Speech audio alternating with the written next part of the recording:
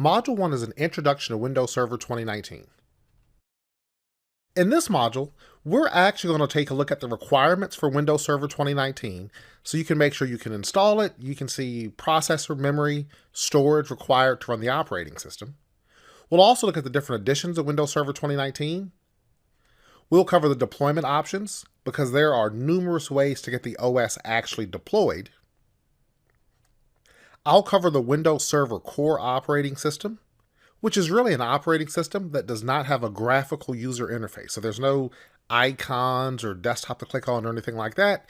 Completely manage it through PowerShell or through the Windows command prompt. And lastly, we will have an overview of the administration methods and tools. The big focus here will be PowerShell.